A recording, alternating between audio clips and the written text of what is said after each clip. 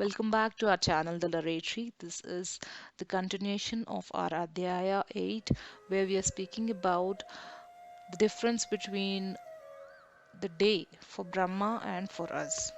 So, in Shloka 17, Lord Krishna describes about the day in the life of Lord Brahma. So, four yugas make one Mahayuga, which is Krita, Treta, Dwapara, and Kali Yuga. So, thousand such Mahayugas make one day for Brahma, and thousand such Mahayugas will make one night for Brahma. So, thousand such Mahayugas means 43 lakhs 26,000 years of human life. Imagine a man's lifespan according to Lord Brahma. Just imagine.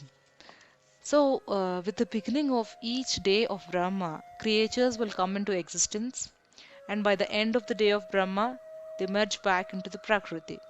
And again, when the day starts, again they are produced. So, this is a cycle which happens again and again and again. But beyond this phenomena of Brahma, there is a supreme being that does not get destroyed according to the above mentioned way.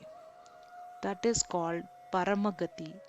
When a man reaches this Paramagati of mind, he will not need to undergo the cycles of rebirths anymore. That's what Lord Krishna is saying. So he is beyond the Brahma phenomena and he is the Paramagati each one of us want to attain. Lord Krishna further says, "You get my supreme abode by steadfast devotion." He tells Arjuna that I will tell you about the time of departure during which yogis don't return back to earth but reach me and get moksha. What is this time during the departure? That means time of death. How can one decide the time of death? Is it practically possible? Okay, going back to the Puranas, if most of us know about Mahabharata and how Bhishma died. He has waited several days on the arrow bed before leaving his body because he wanted to leave his body at the time of Uttarayana, which is the Deva's time, and at that particular time, if you're leaving your body, you'll directly go and reach Lord Krishna. This is told by Lord Krishna himself. We'll get into the details of what is Uttarayana. The person departing through fire, daylight, bright fortnight, which is Shukla Paksha. Shukla Paksha is 15 days from Amavas to full moon, and Uttarayan, which is from December, mid of the December to mid of the June. That means almost first 6 months of your new year. They will attain the Supreme Lord, never to return back. That means they are not going to fall again into the cycle of birth and death. But how is it possible? How can one decide when to die or leave his body? He says, by following the path of good and dedicating his karma to the Lord, by practicing yoga. Yoga is not the everyday yoga which we do, it's much more deeper in sense. He remains liberated even between performing his duties. This person becomes yogi who has self control and control on his senses. He keeps his breath till the right moment to leave his body. He knows the difference between the body and the soul. He doesn't get attached to the body or any relationship related to the body.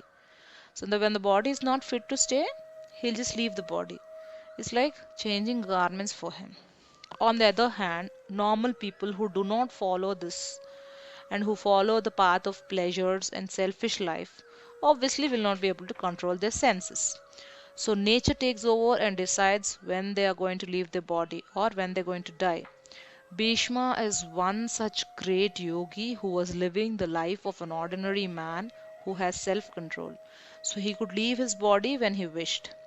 The person who dies during the dark fortnight, that is Krishna Paksha, that means from full moon to Amavasya, during Dakshinayana, the next 6 months, he will again take birth and again he'll be caught in the cycle of birth and death without attaining moksha. Lord Krishna says any yogi who knows about these two paths will not get deluded. So he advises Arjuna to follow the path of yoga always. Now, this yoga doesn't mean the yoga we do every day. As I said, it has a deeper meaning of detachment from worldly pleasures, gaining spiritual knowledge, dedicating every work you do to Lord without the expectation of any worldly rewards.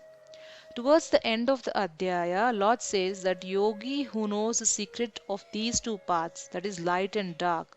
Here we should understand that not just the physical meaning of Shukla Paksha, it also signifies the progress of a man towards spiritual knowledge. And the dark, that is Krishna Paksha, signifies the movement of the man towards the worldly pleasure or ignorance.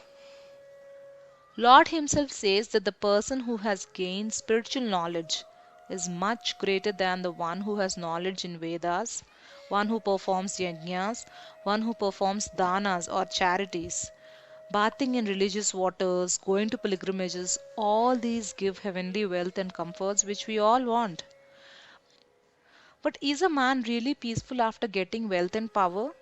This is what Lord Krishna is trying to tell, that a yogi knows the final truth of life and he moves towards the spiritual knowledge, finally attaining the Lord Krishna himself.